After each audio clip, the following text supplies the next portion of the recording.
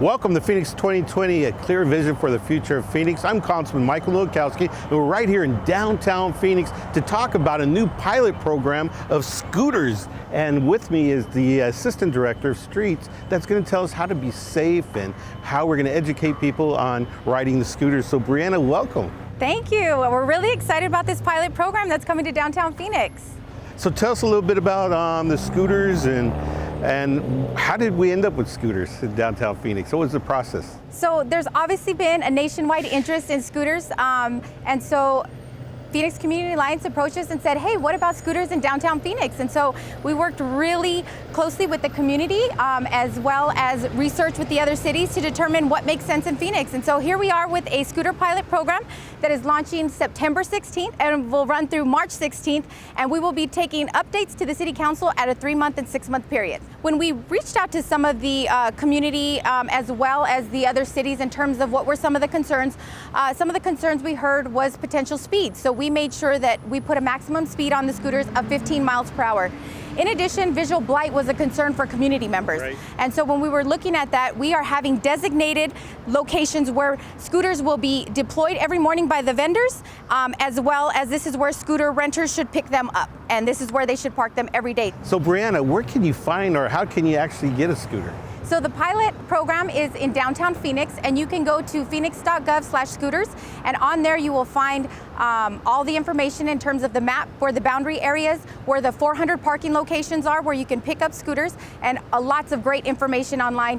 One of the things I do want to highlight is that there is no sidewalk riding as part of the program, so make sure you use a helmet when you have one available and ride on the street. So are we going to have some kind of information on the website about safety? Well, you know, sharing the road with cars, right? Absolutely. There's going to be lots of information about safety, how you can contact the vendors about a potential helmet, in addition to where some of our bike lanes are and where we're recommending you ride them as well. Well, I know that people are excited.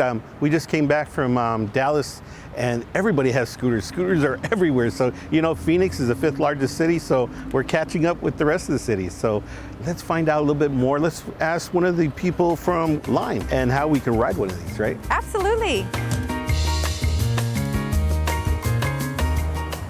All righty, we're here with Katie from Lime. So Katie, why downtown Phoenix? Why have e-scooters here in Phoenix, Arizona? First of all, go Sun Devils. Yeah, baby. We're so thrilled to be in Phoenix.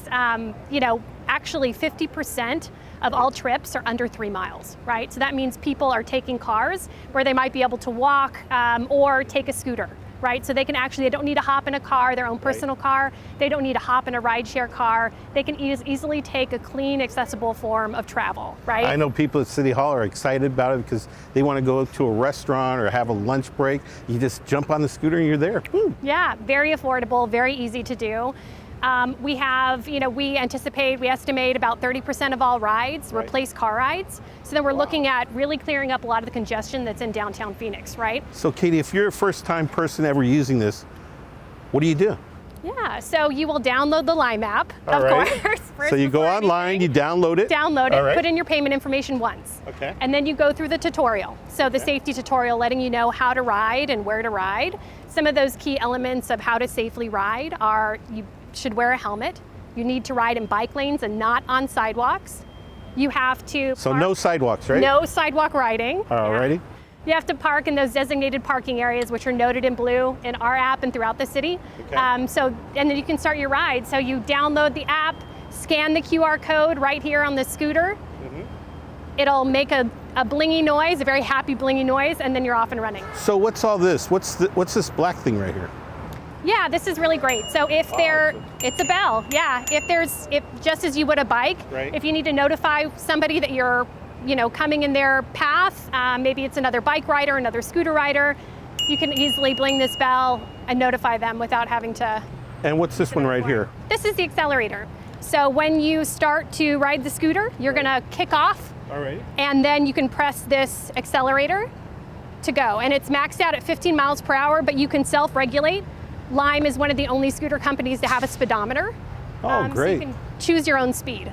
Now there's certain areas of the city where it's actually gonna slow down, right? Automatically.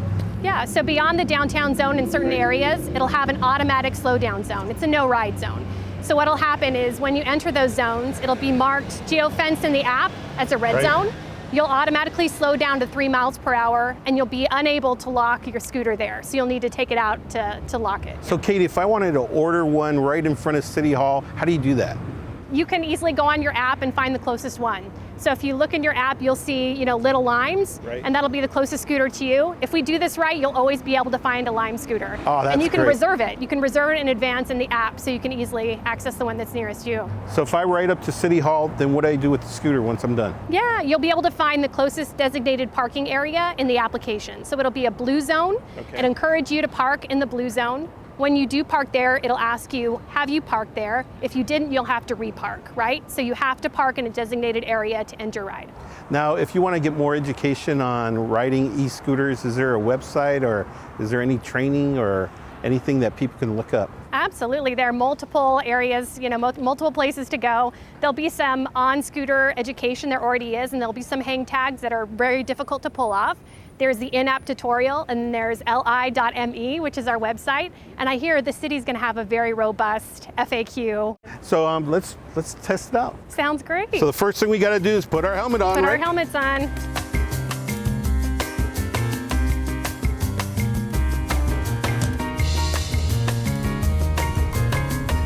I'd like to acknowledge all of the great input we received from the Council District 7, 8, and 4, as well as all of the community feedback. And e-scooters are going to really help us to get around and connect in downtown Phoenix. So I want to thank everyone who was involved with that.